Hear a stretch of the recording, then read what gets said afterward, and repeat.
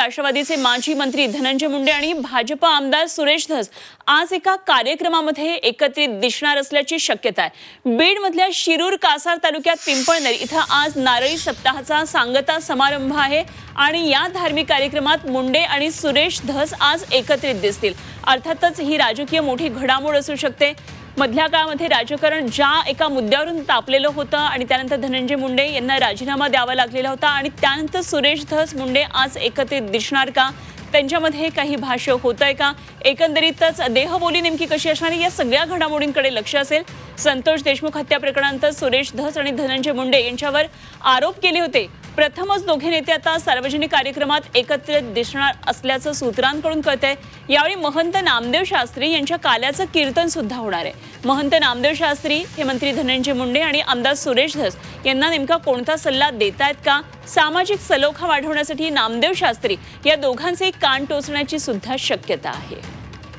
तेव्हा धनंजय मुंडे यांनी या संदर्भात एक ट्विट केलेलं आहे, पाहूया काय म्हणतात मुंडे।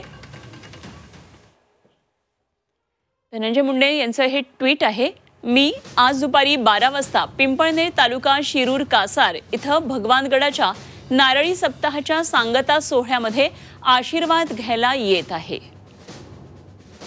धनंजय मुंडे यांनी ट्विट करून स्वतः ही माहिती दिली आहे, त्यामुळे या कार्यक्रमासाठी ते उपस्थित राहणार आहेतच।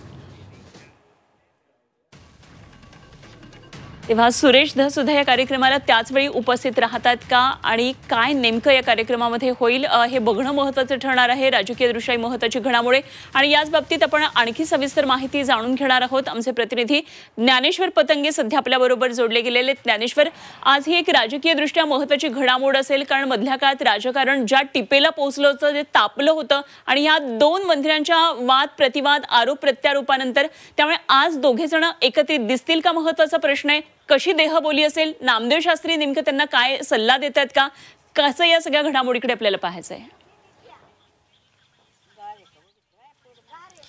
अनुपमा, खरं तर महाराष्ट्राच्या राजकारणासाठी आजची ही घडामोड अत्यंत महत्त्वाची मानली जाते आहे। बीडमध्ये मागच्या काही महिन्यापासून धनंजय मुंडे आणि सुरेश धस यांच्यामध्ये विस्तव देखील जात नव्हता। सुरेश धसांनी तर धनंजय मुंडेला टार्गेटच केल्यासारखं होतं, अनेक वेगवेगळे आरोप त्यांनी त्यांच्यावर केलेले होते। धनंजय मुंडेंनी त्याच पद्धतीने त्यांना प्रत्युत्तर देखील दिलेलं होतं। मात्र आज एका धार्मिक कार्यक्रमाच्या निमित्ताने ते दोघंही एकाच मंचावर येत आहेत आणि मागच्या वेळेस ज्यावेळेस धनंजय मुंडे अडचणीत आले होते त्यावेळेस भगवानगडाचे महंत नामदेव शास्त्री यांनी पुढाकार घेत एक बैठक घेतली होती। धनंजय मुंडे यांचं सांत्वन केलं होतं, ती खरं तर भेट वादग्रस्त ठरली होती।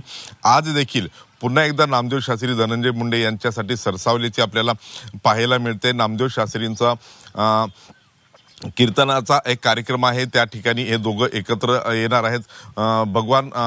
संत भगवान बाबा गडांचा नारळी पौर्णिमेचा हा कार्यक्रम आहे आणि हा धार्मिक कार्यक्रम जरी असला तरी या कार्यक्रमामध्ये सुरेश धस आणि धनंजय मुंडे दोघांना देखील आमंत्रित केलेलं आहे।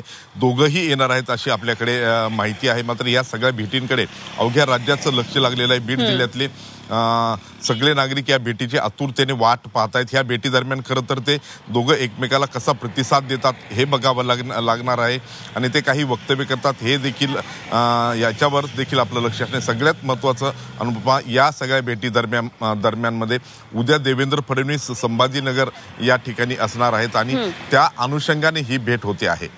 निश्चितच या सर्व घडामोडींवर जरूर लक्ष ठेवून राहा। ज्ञानेश्वर, आपण तुमच्याकडून ताज्या घडामोडी या संदर्भातल्या जरूर जाणून घेत राहू। तुर्तास धन्यवाद दिलेल्या या सगळ्या तपशीलवार माहितीसाठी।